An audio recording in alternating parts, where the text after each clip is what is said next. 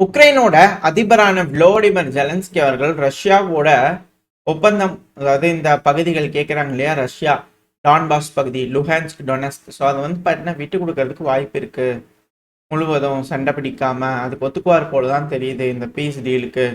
ஆனால் சீக்கிரமா வந்து பார்த்தீங்கன்னா இயூல இணைச்சிக்கிட்டாங்க, உக்ரைனுக்கான மெம்பர்ஷிப் கிடைக்கும்னா ஒத்துக்குவாரு, இல்லைன்னா கஷ்டம் அப்படிங்கிறத வந்து பார்த்தீங்கன்னா ஃபினான்ஷியல் டைம்ஸ் இது போல மீடியா தரப்பு வந்து வந்துகிட்டு இருக்க செய்திகள். பிரசல்ஸ், அதாவது இயூவோட ஹெட் குவார்டர்ஸ் இல்லையா, ஸோ அதை சொல்லுவாங்க பிரசல்ஸ். ஸோ அவங்க என்னன்னா டிஸ்கஸ் பண்ணிட்டு இருக்காங்க எப்படி இயூ மெம்பர்ஷிப்பை ரொம்ப வேகமாக உக்ரைனுக்கு பண்ணலாம். ஏன்னா விளோடிமிர் ஜெலன்ஸ்கி அவர்கள் ஒரு பிளான் வச்சுக்கிறார், 20 பாயிண்ட் பிளான். ஸோ அந்த பிளான் படி வந்து பார்த்தீங்கன்னா யூரோப்பியன் யூனியனோட மெம்பர்ஷிப் இருக்கு இல்லையா, ஸோ அது ஜனவரி 1க்குள்ள 2027க்குள்ள வந்து பண்ண கிடைக்கணும் அப்படிங்கிற ஒரு டெட்லைன் டைம் வச்சிருக்காங்க. ஸோ உக்ரைன் வந்து பார்த்தீங்கன்னா அதை அந்த பீஸ் பிளான் வந்து ஒத்துக்கிட்டாங்க அப்படின்னா டெரிட்டரிஸை வந்து பார்த்தீங்கன்னா ரஷ்யாவுக்கு விட்டு கொடுக்கறதுக்கு வாய்ப்பு இருக்கு. ஏன்னா உக்ரைன் வந்து பார்த்தீங்கன்னா ஃபுல் ஃப்ளெஜ்டு மெம்பராக வந்து 2027 ஜனவரி சொல்லியிருந்தாங்க. ஸோ அதுக்கு இப்போதைக்கு பாசிபிலிட்டி இருக்கானா இல்லை, ஜீரோ தான். ஏன்னா யூரோப்பியன் யூனியனில் இருக்கக்கூடிய மெம்பர்ஸ்க்கு பலருக்கு வந்து பார்த்தீங்கன்னா அதில் ஈடுபாடு இல்லை, உக்ரைன் இப்போ சேர்த்திக்கலாம் அப்படிங்கிறது. ஏன்னா உக்ரைனில் ஃபுல்லாக ஊழல் இருக்குது, அது இருக்குது, இது இருக்குன்னு ஏகப்பட்ட விஷயங்கள். அப்படிங்கிறதுனால உக்ரைனில் வந்து பார்த்தீங்கன்னா போரில் இருக்குது, எக்கனாமி வீழ்ந்து இருக்குது, ஏகப்பட்ட சூழ்நிலைகள் மோசமாக இருக்குது. ஸோ இந்த டைமில் இயூவில் சேர்த்துறாங்க, இயூக்கு அது வந்து பார்த்தீங்கன்னா பேர்டனாக மாறிடும். ஸோ அந்த காரணத்தினால வந்து பார்த்தீங்கன்னா உக்ரைனை யூரோப்பியனில் சேர்த்துறதுக்கு சிக்கலாக இருக்குது. இது உக்ரைனுக்கு வந்து பண்ண ப்ராப்ளமாக இருக்கிறதுனால இந்த பீஸ் டீல் வந்து பண்ண நடக்க மாட்டேங்குது அப்படின்னு சொல்றாங்க. ஸோ ரஷ்யா என்ன சொல்றாங்க இந்த டைம்ல, இங்க பாரு, நீ பேச்சுவார்த்தைக்கு வரல அப்படின்னா, செட்டில்மெண்ட் இதுக்கு வரல அப்படின்னா கண்டிப்பா நான் மிலிட்டரியை யூஸ் பண்ணி நான் இந்த எனக்கு வேணுங்கிற பகுதிகள் நான் எடுத்துக்குவேன். ஸோ எங்களோட இன்ட்ரெஸ்ட் என்னவோ, எங்களோட கோல் எதுவோ நாங்கள் அதை அச்சீவ் பண்ணுவோம்னு சொல்லி ரஷ்யாவோட பிரசிடென்ஷியல் என்வாய் இந்த பேச்சுவார்த்தைக்கெல்லாம் இருக்காங்க இல்லையா, இவர் யுஷன்கோ அவர்கள், அவர் தரப்பு வந்து சாலிடாக சொல்றாங்க, ஒன்று பேச்சுவார்த்தை மூலயமா வாங்க, இல்லை மிலிட்டரி யூஸ் பண்ணி பார்த்துக்கலாம் அப்படிங்கிற ரஷ்யா தரப்பு வந்து இருக்காங்க. ஆக்சுவலாக என்ன நடக்குது இந்த இடத்துல அப்படின்னா, யூரோப்பியன் யூனியனில் சேரணும் அப்படிங்கிறது போல உக்ரைன் தரப்பு வந்து அழுத்தங்கள் இருக்கு. இப்போ இயூ என்ன செய்யறாங்கன்னா அந்த ப்ரெஷரை ஃபீல் பண்றதுனால உக்ரைனை இயூல இணைக்கிறோம்ப்பா, பட் ஆனால் அதுக்கு ஒரு புது பிளான் வழியா இணைச்சிக்கலாம். அது ஃபுல் மெம்பர்ஷிப் ரைட்ஸ் உக்ரைனுக்கு கிடைக்காது. அது ஒரு ப்ரொபோசலை வந்து பார்த்தீங்கன்னா டிராஃப்ட் பண்ணியிருக்காங்க இயூவில். எல்லாம் ஆல்ரெடி இருக்கக்கூடிய மெம்பர்ஸ் எல்லாரும் ஒத்துக்கணும். எல்லாம் இயூவே நாளைக்கு டிசால்வ் ஆயிடுச்சுன்னா சிக்கலாயிரும் இல்லையா. ஒத்துக்கல, சிக்கலாகுது, பிரச்சனையாகுதுன்னா ஒற்றுமை இல்லை, ஓட்டெடுப்பில் வரல அப்படின்னா உக்ரைன் எப்படி இணைக்கிறது? ஸோ அவங்க கேரண்டி கேட்குறாங்க உக்ரைன். ஸோ கேரண்டி கொடுக்கணும் இல்லையா. ஸோ அதனால புதுசாக ஒரு பிளான் வந்து பார்த்தீங்கன்னா ரெடி பண்ணலாமா, இந்த கோல்டு வார் ஸ்ட்ராட்டஜி, இந்த முன்னாள் காலத்தில் வந்து இருக்கக்கூடிய பிளான் எடுக்கலாமா, அதாவது செகண்ட் டயர் மாடலை உருவாக்கிடலாம். இயூவில் வந்து பார்த்தீங்கன்னா வேகமாக பல நாடுகளை இணைக்கிறதுக்கான ஒரு புது மாடலை நம்ம உருவாக்குவோம். ஸோ அந்த மாடலில் உக்ரைனை என்ட்ரி கொடுப்போம். ஸோ அதை பேஸ் பண்ணி பல நாடுகளையும் உள்ளெடுக்கிறதுக்கு அது வசதியாக இருக்கும். ஸோ இந்த ரஷ்யாவோட பிரச்சனை இது முடிஞ்ச உடனே நம்ம அது போல வேலைகளை பார்க்கலாம் அப்படிங்கிறத வந்து பார்த்தீங்கன்னா இயூ தரப்பு வந்து முடிவு எடுத்துக்கிறாங்க. செகண்ட் டயர் மாடல் அப்படிங்கிறதுக்கு மெயினான மெம்பருக்கும் செகண்ட் டயர் மாடல் மெம்பருக்கு என்ன வித்தியாசம்னா, நார்மலாக இருக்கக்கூடிய மெம்பர் மாதிரி ஓட்டிங் ரைட்ஸ் எல்லாம் இருக்காது. ஏன்பா உக்ரைனுக்கு எய்டு கொடுக்கலாமா அப்படின்னு கேட்டால் உட்காந்து எல்லாரும் ஓட்டு போடுறாங்களா, அந்த மாதிரி உரிமையெல்லாம் இருக்காது.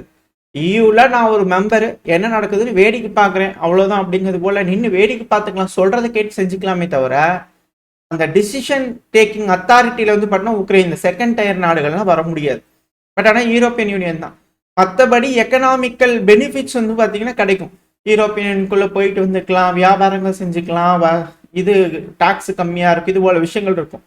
ஆனால் உக்ரைனுக்கு அப்படின்னு அலோகேட் பண்ணக்கூடிய பட்ஜெட் தொகைகள், செலவீனங்கள் இதெல்லாம் வந்து பார்த்தீங்கன்னா ஸ்பிளிட் பண்ணும்போது மற்ற நாடுகளை ஓட்டு எடுக்கும் போது அவங்களுக்குலாம் ஓட்டிங் ரைட்ஸ் இருக்கும். இதை வந்து பண்ண உக்ரைனுக்கு அந்த ஓட்டிங் ரைட்ஸ் இருக்கானா இருக்காது. ஸோ மற்ற நாடுகள் என்ன சொல்றாங்களோ என்ன கொடுக்குறாங்களோ அதை வாங்கிட்டு ஒரு வாரமாக இருந்துக்கிறதுனா இருந்துக்கலாம், இல்லைன்னா இல்லை அப்படிங்கிறதான் இதில் இருக்கக்கூடிய விஷயம். இது உக்ரைனுக்கு வந்து பண்ண இந்த செகண்ட் டயர் மாடல்ல இல்லை, நார்மல் மெம்பர்ஷிப் தான் எங்களுக்கு வேணும் அப்படிங்கிற ஜெலன்ஸ்கி சொல்றாரு. இப்போ அமெரிக்க தரப்பு வந்து பார்த்தீங்கன்னா என்ன சொல்றாங்கன்னா, யூரோப்பியன் யூனியன் வந்து பார்த்தீங்கன்னா கிரீன்லாண்டுக்கு ஆள் அனுப்புறது வந்து பண்ண ஒரு அலைஸ் பண்ற மாதிரியான வேலைகள் மாதிரி தெரியல. அதனால ஃபாக்ஸ் நியூஸ்ல வந்து பாத்தீங்கன்னா பேசிக்கிட்டு இருக்காங்க. அதாவது அமெரிக்காவுக்கு இயூக்குமே டிஸ்பியூட் இருக்கு, உக்ரைனுக்கு இயூக்குமே ஒரு டிஸ்பியூட் இருக்கு. ஸோ இந்த இடத்துல வந்து பண்ண வரக்கூடிய செய்திகள் இதெல்லாம். யூரோப்பியன் யூனியன், அதாவது யூரோப்பியன் யூனியன்ல இருக்கக்கூடிய யூரோப்பியன் ட்ரூப்ஸ் செவரல் நாட்டோ நாடுகள் அவங்களோட ட்ரூப்ஸை கிரீன்லாண்டில் கொண்டு வந்து வைக்கிறதுனால அமெரிக்காக்கு எகெயின்ஸ்டா இது போல வேலைகள் செய்யறதுனால சண்டை பிடிக்க நாங்கள் தயார் அப்படிங்கிற அவங்களோட உறுதித்தன்மையை காட்டுறதுனால இது சிக்கலாகுது அப்படிங்கிறத வந்து பண்ணா அமெரிக்க தரப்புன்னு சொல்லிட்டு இருக்காங்க. சரி, கிரீன்லாந்து எதுக்கு இப்போ கொண்டு வந்து இதில் சேர்த்துனேன்? கிரீன்லாண்டுக்கும் உக்ரைன் ரஷ்யா பிரச்சனைக்கும் யூரோப்பியன் யூனியன்ல உக்ரைன் சேர்றதுக்கு என்ன சிக்கல் அப்படிங்கிற கேள்வி இருக்கு இல்லையா? ஆக்சுவலா 2 பீஸ் ஃபார்முலா வந்து பாத்தீங்கன்னா இதுல நடந்துட்டு இருக்கு. ஆல்ரெடி ஒரு ஃபார்முலாவை ரஷ்ய தரப்பு இருந்து அமெரிக்க தரப்பு இருந்து ட்ரை பண்ணி பார்த்துருக்காங்க. அது சக்சஸ் ஆனதுனால அதே மாடல்ல இப்போ ஒர்க் பண்ணலாமா அப்படிங்கிற யோசிச்சுட்டு இருக்கிறாங்க. ஃபர்ஸ்ட் மாடல், அதாவது என்ன அந்த மாடல் அப்படின்னா, இந்த எலக்ட்ரிக்கல் இன்ஃப்ராஸ்ட்ரக்சர் மேல அடிச்சுக்க வேணாம் அப்படிங்கிற ஒரு மாடல் ட்ரம்ப் அவர்கள் கொண்டு வந்தார் இல்லையா பதவி ஏற்கும்போது. ரஷ்யா கூட தனியா ஒரு ஒப்பந்தம், உக்ரைன் கூட தனியா ஒரு ஒப்பந்தம். அந்த 2 ஒப்பந்தத்தையும் அவங்கவுங்க கரெக்டா பண்றாங்களா இல்லையா அப்படிங்கிறத அமெரிக்கா பார்ப்பாங்க. அது கரெக்டா இருந்ததுனால இப்ப அதே போல ஒரு டீல் பண்ணலாமா? அது உக்ரைன் 20 பாயிண்ட் பீஸ் ஃபார்முலா தான் அமெரிக்கா கூட போடுறாங்க. அதான் அமெரிக்கா உக்ரைனுக்கான ஒப்பந்தம். ரஷ்யா அமெரிக்காக்கான ஒப்பந்தம் அலாஸ்கால போடக்கூடியது. அது தனி ஒப்பந்தம். அதே மாதிரிதான் இப்ப இந்த அமைதி பேச்சுவார்த்தை நடக்க இருக்கு அப்படிங்கிற சில அனலிஸ்டுகளோட கருத்துக்கள் டீ கடை பெஞ்சில் வந்து பண்ண பேசிட்டு இருந்தாங்க. ஸோ இது வந்து அடுத்தடுத்து இது அன்ஃபோல்ட் ஆகும்போது என்ன மாதிரியான விஷயங்கள் போயிட்டு இருக்கு இந்த உலகத்துல அப்படிங்கிறது ஒரு புரிதல் வரலாம். மேபி இருக்கலாம், இல்லாம இருக்கலாம். வரக்கூடிய காலங்கள் வந்து பாத்தீங்கன்னா நம்ம கண்ணு முன்னாடி நடக்கும்போது புரிஞ்சுக்கலாம். பட் ஒரு விஷயம், ஒரு பிக்சர் வந்து பாத்தீங்கன்னா என்ன நடந்துட்டு இருக்கு அப்படிங்கிறது தெரிஞ்சுக்க முடியும். உக்ரைனுக்கு வந்து ஏன் அவ்வளவு சீக்கிரமா இயூல சேர்ந்தே ஆகணும் அப்படிங்கிற கேட்கிறாங்கன்னா, உக்ரைன் மிலிட்டரி ரீதியா வீக்கா இருக்காங்க, எக்கனாமி ரீதியா வீக்கா இருக்கிறாங்க. அவங்களோட இன்ஃப்ராஸ்ட்ரக்சர்லாம் வந்து பாத்தீங்கன்னா டெவலப் பண்ணி ஆகணும். இப்போ உக்ரைன் வந்து பாத்தீங்கன்னா இயூல சேர்த்திக்கல அப்படிங்கும்போது உக்ரைனோட எலக்ட்ரிக்கல் இன்ஃப்ராஸ்ட்ரக்சர், அவங்களோட எக்கனாமி இது எல்லாத்தையும் ரீபில்ட் பண்றதுலாம் எங்களுக்கு இல்ல, கவலை இல்லை அப்படிங்கிறது போல பிரச்சனை முடிஞ்சதுக்கு அப்புறம் விட்டுட்டு போயிட்டாங்க. தோத்தாச்சு, பகுதிகள் எதுவும் டிஃபெண்ட் பண்ண முடியல, அதுவே முடிஞ்சு போன பகுதி, இதுல எதுக்கு நம்ம போயிட்டு இன்வெஸ்ட் பண்ணிட்டு அப்படிங்கிறது போல தோத்து போன ஒரு நபருக்கு யாரும் கொண்டு வந்து பணத்தை கொடுத்து இன்வெஸ்ட் பண்ண மாட்டாங்க இல்லையா? இதே யூரோப்பியன் யூனியன்ல உக்ரைன் ஒரு நாடா சேர்ந்துட்டாங்கன்னா உக்ரைனோட மக்கள்லாம் அங்க போய் சேர்ந்துருவாங்க. அப்படிங்கிறதுக்காகவே இந்த பகுதிகளை வந்து பார்த்தீங்கன்னா நம்ம கட்டமைக்கணும் அப்படிங்கிற தலையாய கடமை யூரோப்பியன் யூனியனுக்கு இருக்கிறதுனால யூரோப்பியன் யூனியன் முதல்ல முன்னிலையில நின்று இதெல்லாம் எடுத்து செய்வாங்க. $800 பில்லியன் இழப்பீடு இருக்கு அப்படிங்கிறத உக்ரைன் கேட்குறாங்க இல்லையா? ஸோ இந்த தொகையை யார் கொடுப்பா? யூரோப்பியன் யூனியன் கொஞ்சம் கொஞ்சமா மெல்ல மெல்லமா உக்ரைனை ரீபில்டு பண்றதுக்கான செலவினங்கள் அது கொஞ்சம் கொஞ்சமா செஞ்சாகணும். ஸோ உக்ரைன்ல இருக்கக்கூடிய செலவை யாராவது எடுத்துதான் ஆகணும். ரஷ்யா ரெப்ரஷன் தர மாட்டேன்ட்டாங்க, அமெரிக்கா இருக்கிறதுல பாதி வாங்கிட்டு போயிட்டாங்க. இப்போ உக்ரைனை எப்படி கட்டமைக்கிறது? உக்ரைனை வந்து பாத்தீங்கன்னா நட்டாத்துல விட்டுட்டு போயிட்டாங்கன்னா என்ன பண்றது அப்படிங்கிற கேள்வி வருது இல்லையா? ஸோ இதனால என்ன இயூல சேர்த்துக்க அப்படிங்கிற உக்ரைன் கேட்கிறாங்க. இப்போ இந்த செகண்ட் டயர் அப்படிங்கும்போது இதெல்லாம் செல்லாது அப்படிங்கிறது போல ஒப்பந்தங்கள்லாம் போட்டு முடிச்சதுக்கு அப்புறம் போயிட்டாங்கன்னா சிக்கலாயிரும் இல்லையா? ஸோ அதனால உக்ரைன் வந்து பாத்தீங்கன்னா தன் எக்கனாமிக்கல் சேஃப்டிக்காக இயூல சேரணும்னு அடம்பிடிக்கிறாங்க. அது இந்த பீஸ் பாயிண்ட் ஃபார்முலால அமெரிக்கா கூட போறதுல ஜெலன்ஸ்கி அவர்கள் இருக்காரு அப்படிங்கிற புரிஞ்சுக்கலாம். இது போல பேசிட்டு இருக்காங்க அனலிஸ்ட் தரப்பு வந்து. ஸோ ஒரு பாயிண்ட் எக்கனாமிக்கல் சேஃப்டி. இப்போ செகண்டு மிலிட்ரி ரீதியா வீக்கா இருக்காங்க, போர் 4 வருஷமா செஞ்சிருக்காங்க, ரஷ்யா கூட வீக்கா இருக்காங்க. ஸோ இப்படி இருக்கும் சூழ்நிலையில இப்ப எச்சா யூரோப்பியன் நாடுகளோட அண்டை நாடுகள், அதுவும் குறிப்பா போலாண்ட சில பகுதிகள் எடுத்துக்கலாமா அப்படின்னு யோசிக்கிறேன். யூரோப்பியன் நாடுகள் யாராவது உள்ள வந்து நாளைக்கு வந்து அட்டாக் பண்ணி எடுத்துக்கிட்டாங்கன்னா வர்னரபிளா இருக்கக்கூடிய உக்ரைனை யார் பாதுகாக்கிறது? உக்ரைனோட மேற்கு பகுதியை பாதுகாக்கிறது உக்ரைனுக்கு தேவை. ஸோ அதனால யூரோப்பியன் யூனியன்ல நம்ம சேர்ந்துட்டோம்னா யூரோப்பியன் யூனியன்லயே இருக்கக்கூடிய இன்னொரு நாடு வந்து பண்ண அட்டாக் பண்ண முடியாது இல்லையா? நாளைக்கு உக்ரைனும் போய் யூரோப்ல இருக்கக்கூடிய ஒரு நாடு கூட சண்டைக்கு போற மாதிரி இருந்துடக்கூடாது இல்லையா? தனியா ஒரு நாடு, உக்ரைன்ற ஒரு நாடு யூரோப்பியன் யூனியனோட ஒரு நாடோட சண்டை பிடிக்க போகுது அப்படிங்கிறது போல இருந்துடக்கூடாது இல்லையா? ஸோ அது மாதிரி இருக்கும்போது பல நாடுகளும் சேர்ந்து அந்த நாட்டுக்கு உதவுனாங்கன்னா அப்புறம் உக்ரைன்றது இல்லாமல் போயிடும் இல்லையா? ரஷ்யா வந்து ஒரு சைடு கடிக்கிறாங்கன்னா நாளைக்கு ஈராப் வந்து ஒரு சைடு கடிச்சிட்டாங்கன்னா என்ன பண்றது அப்படிங்கிற பயம் இருக்கும் இல்லையா? ஸோ இதுல இருந்து செக்யூர் பண்ணிக்கிறதுக்காகவும் ஜெலன்ஸ்கி அவர்கள் நான் யூரோப்பியன் யூனியன்ல சேர்ந்தாலும் நீ சேர்த்திக்குங்க, ஃபாஸ்ட்ராக்ல சேர்த்துங்க, அதை நீங்க பீஸ் டீல்ல கொண்டு வாங்க, அதை நீங்க ஒப்பந்தத்துல கையெழுத்து போடுங்க, எனக்கு கேரண்டி கொடுங்க, நான் ஒத்துக்கிறேன் அப்படிங்கிறது போல இங்க ஜெலன்ஸ்கி அவர்கள் செக் வச்சிருக்காரு. ஸோ ட்ரம்ப் அவர்களுடையும் ஜெலன்ஸ்கி அவர்களுடையும் வந்து பண்ண பேசிக்கிறாங்க. இதில் பலரும் பல்வேறு கருத்துக்கள் சொல்லிக்கலாம். ட்ரம்ப் அவர்கள் ரஷ்யா ஒத்துக்கல, உக்ரைன் ஒத்துக்கல, உக்ரைன் ரஷ்யா ஒத்துக்கல, அமெரிக்கா ஒத்துக்கலன்னு மாறி மாறி என்னதான் சொல்லிக்கிட்டாலும் இங்க ஒத்துக்காதது யூரோப்பியன் யூனியன் தான் அப்படிங்கிறது போல சில அனலிஸ்டுகளோட கணிப்பு. ஸோ நடக்கக்கூடிய விஷயங்கள் பார்க்கும்போது இப்படித்தான் நடக்குதா அப்படின்ற கேள்விகள் வருது. ஸோ இப்போ யூரோப்பியன் யூனியனுக்கு அழுத்தங்கள் வேணும், உக்ரைனுக்கு பாதுகாப்பு வேணும். அதனால ட்ரம்ப் அவர்கள் அழுத்தங்கள் கொடுக்கணும். ஸோ அதனால என்ன செய்யறாரு, கிரீன்லாண்ட்ல கை வச்சிருவேன், நீங்க இங்க வந்து எதுவும் செஞ்சுக்கல, உக்ரைனுக்கு வந்து பாத்தீங்கன்னா சேர்த்திக்கல, இந்த டீல்ல ஒத்து வரல, இந்த டாவோஸ்ல மீட்டிங் நடந்திருக்கு இல்லையா, அதெல்லாம் வந்து பாத்தீங்கன்னா அழுத்தங்கள் இப்ப யூரோப்பியன் யூனியனுக்கு அழுத்தங்கள் கொடுத்தாங்க. எப்படி யூரோப்பியன் யூனியனுக்கு அழுத்தங்கள் கொடுக்குறது, ஏதாவது ஒரு வழியில உக்ரைனை வந்து பாத்தீங்கன்னா கூடிய சீக்கிரத்துல யூரோப்பியன் யூனியன் சேர்த்தாகணும். அப்படி சேர்த்தினாதான் உக்ரைனுக்கு பாதுகாப்பு. உக்ரைன்ல இருக்கக்கூடிய இன்வெஸ்ட்மெண்ட்டை எடுக்கணும் அப்படின்னா, அமெரிக்கா இந்த போருக்காக செலவு பண்ணக்கூடிய தொகைகளை மீட்டெடுக்கணும் அப்படின்னா, உக்ரைன்ல இருக்கக்கூடிய வளங்கள் 50% டீல் போட்டாங்களே அதை ப்ராசஸ் பண்ணி ஆகணும் அமெரிக்கா. அமெரிக்காவோட இன்வெஸ்ட்மெண்ட் அங்க எடுக்கிறதுக்காக ரெடி ஆயிட்டு இருக்கிறார் ட்ரம்ப் அவர்கள். இந்த சமயத்துல வந்து பாத்தீங்கன்னா, நீ உக்ரைனை வந்து பாத்தீங்கன்னா ப்ராப்பரா நீ சேஃப்டி பண்ணலன்னா நான் கிரீன்லாண்டை நான் எடுத்துக்குவேன், உக்ரைன் போயிட்டு போது நான் கிரீன்லாண்டை வச்சுக்கிறேன், எனக்கு கொடுத்துரு அப்படிங்கிற ட்ரம்ப் அவர்கள் டீல் கேட்கிறாரா, ட்ரேடு கேட்கிறாரா. உக்ரைனை விட்டு என் இழப்பு உக்ரைன்ல போகுது இல்லையா, ஸோ அதனால நீ கிரீன்லாண்டு மூலயமா எனக்கு பே பண்ணிடு யூரோப் அப்படிங்கிறது போல யூரோப்புக்கு ஒரு ரிட்டர்ன் பண்றாரா அப்படின்ற கேள்வி இருக்கு. ஸோ நம்ம பிளண்டா வந்து பாத்தீங்கன்னா ட்ரம்ப் அவர்கள் கிரீன்லாண்டை கேட்கிறாரு அப்படிங்கிறது போல நம்ம பார்க்கும்போது அது நேட்டோ நாடுகளுக்கு எதிராக இது போல அதிருப்தியா இது போல விஷயங்கள் இருந்தாலும் ட்ரம்ப் அவர்கள் மேற்கு நாடுகளை அழுத்தங்கள் கொடுத்து யூரோப்பியன் யூனியனுக்கு அழுத்தங்கள் கொடுத்து உக்ரைன் அக்செப்ட் பண்ணி கிரீன்லாண்டை நான் கொடுத்துரு அப்படிங்கிறது போல ஒரு டீலுக்காக தான் செய்யறாரு அப்படிங்கிற சில அனலிஸ்டோட கருத்துக்கள். ஸோ இப்போ உங்களுக்கு புரிஞ்சிருக்கும் கரண்ட் ஜியோ பாலிடிக்ஸ்ல என்ன மாதிரியான சூழ்நிலை நிலவரங்கள் போயிட்டு இருக்கு அப்படிங்கிறது போல. இதுக்கு உறுதித்தன்மை ஏதாவது டீட்டெயில்ஸ் நியூஸ் இதெல்லாம் கேட்டிங்கன்னா அது இருக்காது. சும்மா அனலிஸ்டுக்குள்ள பேசிட்டு இருக்கக்கூடிய விஷயங்கள், டீ கடை பெஞ்சில் பேசிட்டு இருக்கக்கூடிய விஷயங்கள் கேட்கறதுக்கு கொஞ்சம் சுவாரஸ்யமா இருக்கு. ஓ இதனாலதான் இப்படிலாம் நடந்துட்டு இருக்கா அப்படிங்கிறது போல. ரெண்டாவது, ரஷ்ய தரப்பு என்ன சொல்லியிருந்தாங்க, ஜனவரி மாசத்துக்குள்ள முடிக்கணும், டிசம்பர் மாசத்துக்குள்ள போன வருஷத்தோட, இல்லைன்னா ஆல்ரெடி போட்டிருக்கிற பிளான்லாம் கிடையாது, திருப்பி நான் ஒரு பிளானை மாத்துவேன் அப்படிங்கிறது பண்ணா ரஷ்ய தரப்பு வந்து கெடுபிடி இருக்கிறதுனால, ஏன்னா அவங்க எத்தனை நாளைக்கு தான் இழப்புகளை சந்திச்சுட்டே இருக்கிறது, வெயிட் பண்ணிக்கிட்டே இருக்கிறது. இந்த ஒரு காரணத்தினால ட்ரம்ப் அவர்கள் ஈரானுக்கு ஒரு அழுத்தங்கள் கொடுக்கறதுக்காக அங்க படையை நிப்பாட்டி வச்சுக்கிறாரு. ஏய் ரஷ்யா மரியாதையா வா, யூரோப்பு உக்ரைன் கேட்கறத பார்த்து ரெடி பண்ணு, மரியாதையா வந்து உக்காந்து எல்லாம் பேசி ஒரு பிரச்சனையை முடிச்சு போற முடியுங்க, இல்லைன்னா யாரையாவது முடிச்சிருமே அப்படிங்கிற ட்ரம்ப் அவர்கள் வந்து பாத்தீங்கன்னா பித்து பிடிச்சி போய் என்ன பண்றதுன்னு தெரியாம சுத்திக்கிட்டு இருக்கிறாரு. ஏன்னா ஆரம்பிச்சு விட்டாங்க, இது உலக போரா போயிடுச்சுன்னா மிக பெரும் சிக்கலா போயிடும், அணு ஆயுத போரா மாறிடும். ஏன்னா பிரான்ஸ் கிட்ட அணு ஆயுதம் இருக்கு, இண்டிபெண்ட் அணு ஆயுதம் நம்ம வச்சிருக்கோம் யூரோப்லயே அப்படிங்கிறது பிரான்ஸோட அதிபர் சொல்லிக்கிறார். யூகே கிட்ட இருக்குது, பட் ஆனா அது எப்படி, சரி ஓகே அதெல்லாம் தெரிஞ்ச ஒரு விஷயம் தான், பட் இருந்தாலும் யூகே கிட்டே ஒண்ணு இருக்கு. இப்போ ரஷ்யா கிட்டே வந்து பாத்தீங்கன்னா அல்ல குறையாத அளவுக்கு அணு ஆயுதங்கள் இருக்கு. இப்போ அமெரிக்கா அப்படிங்கிற ஒரு நாடு இனிஷியேட் பண்ணக்கூடிய இந்த பிரச்சனைய ஸ்மூத்தா முடிச்சு வைக்க முடியல அப்படின்னா, இது ஒரு வேர்ல்டு வாரா மாறுது அப்படின்னா, யூரோப்புக்கு தொடர்ந்து அமெரிக்கா உதவி பண்ணணுன்ற பேர்ல அவங்களோட ஆயுதங்களை அவங்க உறிஞ்சிக்கிட்டே இருப்பாங்க. ஸோ இதனால இப்ப மிடில் ஈஸ்ட்ல வந்து பாத்தீங்கன்னா அவங்களோட இன்ஃப்ளூயன்ஸ் போகுது. யூரோப்ல அமெரிக்காவோட இன்ஃப்ளூயன்ஸ் ஆல்ரெடி போயிருக்கு. இப்போ அடுத்தது ஏஷியாலேயே அவங்களோட இன்ஃப்ளூயன்ஸ் போயிடும், பல பகுதிகளிலேயே அமெரிக்காவோட அந்த சுப்பீரியாரிட்டி போயிருச்சு அப்படின்னா சிக்கலாயிரும். ஸோ அதனால இந்த பிரச்சனையை முடிக்கணுன்றதுக்காக ட்ரம்ப் அவர்கள் வைக்கக்கூடிய செக் தான் ஈரான் அப்புறம் கிரீன்லாண்ட் அப்படிங்கிறது சொல்றாங்க. ஸோ ஈரான் அடிக்கணும்னா வெனிசுலாவை ரெடி பண்ணும். ஸோ இது போல் அடுத்தடுத்த காயின்ஸை வந்து பார்த்தீங்கன்னா அமெரிக்க தரப்புலேருந்து மூவ் பண்ணிட்டு இருக்காங்க. இது எப்போ அவங்களுக்கு பேக் ஃபயர் ஆகும் அப்படிங்கிறத இதில் இருக்கக்கூடிய கேள்வி. ஆனால் உக்ரைன்ல நிலைமை ரொம்ப மோசமாக போயிட்டு இருக்கு. உக்ரைனோட அதிபரான ஜெலன்ஸ்கியாரோ திருப்பி ஒரு விளாக் போட்டுக்கிறார்.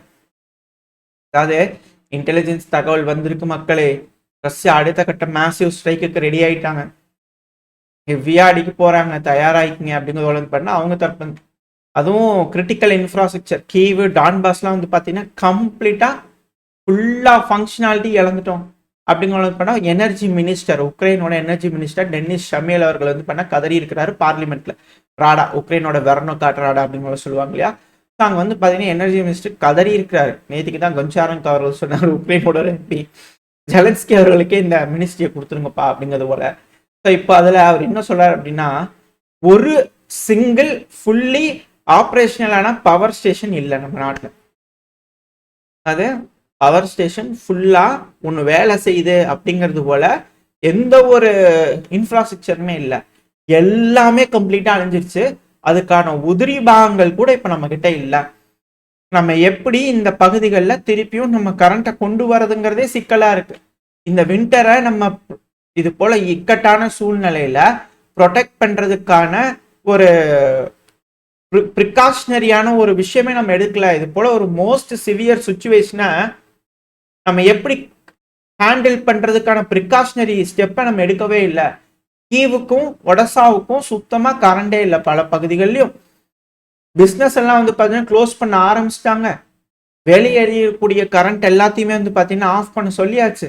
எந்த அளவுக்கு கிரிட்டில் வந்து பார்த்தீங்கன்னா லோடு இழுக்க முடியுமோ, ஏதோ கொஞ்சம் நெஞ்ச வேலை செய்து வச்சு எடுக்க முடியுமோ அதை பேஸ் பண்ணி மக்களுக்கு நம்ம டெம்பரவரியா கொடுத்துக்கிட்டு இருக்கோம். பட் அதுவும் ரஷ்யா ஸ்டாப் பண்ணா மட்டும்தான் தாக்குதலை. இப்ப வரைக்கும் 127 மல்டி ஸ்டோரி பில்டிங், அதாவது அடுக்குமாடி குடியிருப்பு கட்டடங்கள், பல அடுக்குமாடி குடியிருப்பு கட்டடங்களுக்கு கரண்ட் கொடுக்க முடியல.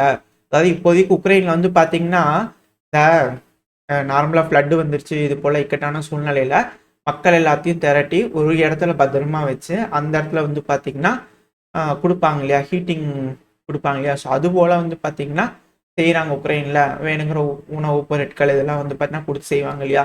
ஸோ அந்த மக்கள் எல்லாத்தையும் அந்தந்த அவங்கவுங்க வீட்டில் வச்சு பாதுகாட்ட முடியாது. ஸோ அதனால ஒரு மண்டபம் மாதிரி ரெடி பண்ணி அங்கே வந்து வச்சு எல்லாம் கொடுப்பாங்க இல்லையா. ஸோ அது போல் வந்து பார்த்தீங்கன்னா அடுக்குமாடி குடியிருப்பில் வந்து பண்ணால் உக்ரைனோட மக்கள் எல்லாத்தையும் கொண்டு போய் வச்சு சப்போர்ட் பண்ணிக்கிட்டு இருக்காங்க. அந்த சில பில்டிங்ஸ்க்கு மட்டும் வந்து பார்த்தீங்கன்னா சப்போர்ட் பண்ண முடியுது அப்படிங்கிறத சொல்லிட்டு இருக்கேன். மற்ற பக்கம்லாம் வந்து பார்த்தீங்கன்னா எலக்ட்ரிக்கல் சப்ளை அப்படிங்கிறது வந்து பார்த்தீங்கன்னா ரொம்ப கம்மியாக இருக்கு. எமர்ஜென்சி பவர் அவுட்ரேஜ் வந்து பண்ணால் தொடர்ந்து போயிட்டு தான் இருக்கு. எமர்ஜென்சி பேசிஸ் தான் கொடுத்துட்டு இருக்காங்க அப்படிங்கிற சொல்லிக்கிறாங்க. ஸோ இப்படி இக்கட்டான சூழ்நிலையில ஜெர்மனி வந்து பார்த்தீங்கன்னா கூடுதலாக எனர்ஜி சப்போர்ட் உக்ரைனுக்கு நாங்கள் பண்ணுறோம். ஸோ டோட்டலாக 2.5 பில்லியன் உக்ரைனோட ஹரினியாஸ் காசு சொல்கிறாங்க. ஏன்னா யூரோலையோ டாலர்லையோ சொன்னால் அது கொஞ்சம் கம்மியாக தெரியும் அப்படிங்கிறதுக்கு ஆயுன்னு தெரியல. ஸோ 2.5 பில்லியன் ஹரினியாஸ் வந்து பார்த்தீங்கன்னா உக்ரைனுக்காக கொடுக்குறோம். 60 மில்லியன் யூரோஸ் வந்து பார்த்தீங்கன்னா உக்ரைனுக்கு கொடுக்குறாங்க ஜெர்மனி கூடுதலா அப்படிங்கிறத பண்ணா செய்திகள் வந்துகிட்டு இருக்கு. இது முழுக்க முழுக்க எனர்ஜிக்காகவே சப்போர்ட்டுக்காகவே எமர்ஜென்சிக்காகவே கொடுக்கறதான ஒரு ஃபண்டிங். ஸோ பல நாடுகளும் யூரோப்பியன் யூனியன் நாடுகள் யாரெல்லாம் ரெஸ்பான்சிபிலிட்டி எடுத்துக்கிட்டாங்களோ இப்போ அவங்க எல்லாரும் வந்து பார்த்தீங்கன்னா உக்ரைனுக்கான ஃபண்டிங் கொடுத்துட்டு இருக்காங்க. உக்ரைன்ல எலெக்ஷனுக்கு காசு இல்லை, கரண்ட்டுக்கு காசு இல்லை, ராணுவ சம்பளத்துக்கு காசு இல்லை, யாருக்குமே காசு இல்லை, எதுக்குமே காசு இல்லை அப்படிங்கிற சொல்லிட்டு இருக்கிறாங்க. ஸோ இப்பேற்பட்ட ஒரு எக்கனாமியை யூரோப்பியன் யூனியன் தன்னோட இணைச்சுக்கிட்டாங்கன்னா தற்காலத்துக்கே யூரோப்பியன் யூனியன் போறாங்க அப்படிங்கிறது தான் இதில் இருக்கக்கூடிய விஷயம். அதனால தான் யூரோப்பியன் யூனியன் அக்செப்ட் பண்ணிக்க மாட்டாங்க. ஏன்னா யூரோப்பியன் யூனியனுக்குள்ள உக்ரைன் வந்துட்டாங்கன்னா உக்ரைனோட மக்கள் எல்லாரும் யூரோப்பியன் யூனியனுக்குள்ள போயிடலாம். ஸோ உக்ரைனை ப்ரொடெக்ட் பண்ணிடலாம், மக்களை ப்ரொடெக்ட் பண்ணிடலாம். ஆனால் உக்ரைனை மீட் எடுத்து அதுலேருந்து ஒரு பிஸ்னஸ் பண்ணி இன்கம் எடுக்கணும், போடக்கூடிய காசை ரெடி பண்ணணும் அப்படின்னா சிக்கல். ஏன்னா மக்கள் எல்லாத்தையும் திருப்பி கொண்டு போய் மறுகுடியமைப்பு எல்லாத்தையும் செஞ்சு அங்கே வாழக்கூடிய வகையில் வந்து பண்ண பில்டப் பண்ணி கொடுக்கணும். ஸோ அதை கேரண்டி வந்து யூல சேர்த்துனாதான் எங்களுக்கு கிடைக்கும் அப்படிங்கிற ஜெலன்ஸ்கி அவர்கள் இருக்காரு. ஸோ இதில் யாரை குறை சொல்றது அப்படிங்கிறத இதில் இருக்கக்கூடிய கேள்வி. உக்ரைன் எந்த அளவுக்கு இக்கட்டான சூழ்நிலை இருக்கிறாங்க அப்படிங்கிறது கண்ணு முன்னாடி வச்சாச்சு. எந்த அளவுக்கு விண்டர்ல கஷ்டப்பட்டு இருக்காங்க, கரண்ட் இல்லை அப்படிங்கிறது போல. ஸோ இந்த டைம்ல யூரோப்பியன் உக்ரைனை ஏற்றுக்க ரெடியா இல்லை, அமெரிக்கா உக்ரைனை விட்டு கொடுக்கறதுக்கு ரெடியா இல்லை, ரஷ்யா நானும் விட்டு கொடுக்க ரெடியா இல்லை அப்படிங்கிறாங்க. இது எந்த மாதிரியான ஒரு சூழ்நிலை அமெரிக்காவுக்கு இருக்கு, இக்கட்டான சூழ்நிலை. ஸோ இந்த சூழ்நிலையில அமெரிக்கா இந்த பிரச்சனைக்கு எப்படியாவது தீர்வு கொண்டு வரலன்னா மோசமான விளைவுகள் இந்த உலகத்துல ஏற்படும் அப்படிங்கிற சொல்றாங்க. பல கான்ஃபிளிக்ஸ் இந்த உலகத்துல வரும். ஸோ அந்த கான்ஃபிளிக்ஸ்லாம் அவாய்ட் பண்ணணும்னா யாராவது ஒருத்தவங்க விட்டு கொடுத்து போகணும். அது யாரு அப்படிங்கிறத இங்க இருக்கக்கூடிய கேள்வி. ஸோ இந்த கருத்து இது பல அனலிஸ்டுகளோட பல விதமான கருத்துக்களை ஒருங்கிணைச்சு நான் உங்களுக்கு ரெடி பண்ணி இது கொடுத்துருக்கேன். இது போல பலரும் பல விதமான கருத்துக்கள் பேசுவாங்க. இதெல்லாம் கேட்கும்போது இப்படி ஒரு கான்செப்ட் இருந்துச்சு, ஓ இப்படி எல்லாம் உலகத்தில் நடக்குதா, இதுதான் இதுல இருக்கக்கூடிய கோரான பிரச்சனையா.